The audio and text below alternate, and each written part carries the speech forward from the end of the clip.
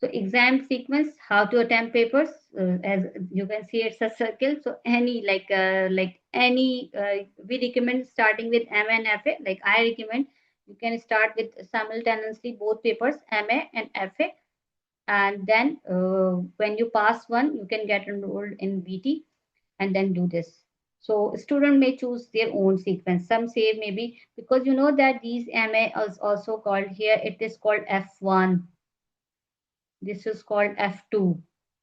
ACC doesn't say if it is F2 and it is F3. So you need to just go with this sequence, any sequence. Some students start with FA first, like F3 first. No, it's all up to you, whatever you want. But I recommend start together MAFA and then you can after eventually when you start studying, because some students feel that they are good at financial accounting. Some prefer that okay, like for some people, management accounting is more interesting. So it is all on your taste. What happens? You're like um, so then you can just like start together do both papers, and then after some times you can see that if you're confident with MA, you can appear in exam for MA paper, and you should have at least 15 to 1 month gap between these two papers. Okay, some students I have seen that the same day or maybe after just 1 day gap, they are just attempting. And I'm also going to tell you that how you are, maybe some of you are thinking how it's possible, like every, like 1 month, 15 days, or like, isn't it any exam entry dates? I tell you, exam settings, CBE, computer-based exams, PT, MA, and FA. All foundation four papers, FA1, MA1, FA2, and this computer-based exam knowledge level is also computer-based. Okay, so it's flexible, can be taken any time of the year. Instant results are shown on your screen right after as you finish your paper. You can see instant result. Duration is only 2 hours, and the total marks are 100. 50 is your pass. 50% is a passing mark. Okay, 50% you are going to just get and you can pass your paper. And how you are going to approach, actually are going to approach your paper, like I tell you, you are, when you think about that you are going to enroll in ACC, you are going to register in ACC, you can get registered in ACC, you can choose the right study partner, that which tuition provider you prefer. You need to choose your student provider. You can start your studying, and then afterwards we prefer online study. I tell you the benefits, and then you can choose your tuition provider, and then you need to book your paper. But for booking your paper you need to see the CV center near your location. And when you just check, like you need to contact the computer based exam center, and you can say that I'm ready for this paper and this is my registration number of ACCA. You need to provide them details, you need to pay the exam fee, and then any time in the year you can appear. This is the flexibility.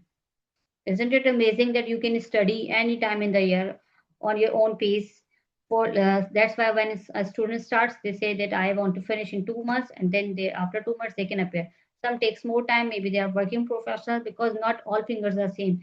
Different people are from different background. This is a global kind of qualification, so it is all. So that's why ACC gives a lot of flexibility. So passing marks are 50, right? So I tell you that when you book your paper, they tell you exam centers, they tell you the exact date. Maybe they can tell you, uh, like in the month of February, there are 10, the 3 dates, maybe 5, 11, or 21. So you can choose. Some exam centers give you a choice. You can say, okay, I'll give on 10, 11 Feb. So then you can book your paper.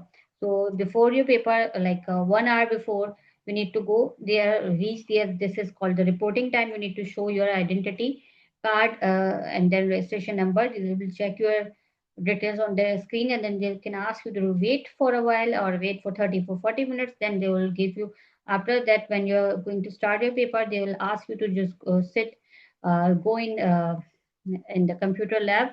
There would be a lot of PCs there. Then they would say the PC number 12, PC number 13, whatever is your PC number. Then they will tell you that, like you can start your paper. You will go and sit there, and on your screen there would be some instructions for the exam. Then you invigilator, the examiner, can ask you that start your paper.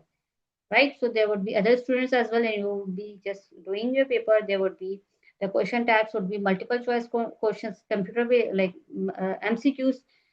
This is a computer-based exam, multiple responses questions, and there may be like mostly the multiple choice A, B, C, D options are there. So one of them is correct. Multiple responses, maybe A, B, C, D, E, F, G. For 6 to 7 options are there. You need to just select two or more. This is multiple responses, and then fill in the blanks. Each question would appear on the one, like single question would appear in the screen. Okay, so fill in the blanks would be their number entry. You can just enter the correct number when you are just after doing the calculation. Yes, more like most important, still students of mine will ask that, oh, there we are going to appear in the exam. So what would happen? So there would be a screen or Excel screen. How we are going to do the calculation? It's very simple. You are just going to appear in exam. So there would be only like here the questions, the options, and then you need to select. And here there would be a button, next, then previous, next, and there would be an option for flag. Okay, uh, to next, then previous, and there would also be option for flag. When you flag, you can skip. If you the question is difficult, you can flag. So all 50 questions, when you're done with, you can there would be an option to see the flag paper, flag questions or all questions. So all questions would appear on your screen like this: one, two, three, like that. And okay, so you can just select any of, maybe if question number 15 you flag, you can just click, and then quickly you can jump over the question number 15. It will give you a lot of flexibility. The screen is quite user friendly. So like that. So number entry would be there. Scenario based MTQs questions would also be tested, right?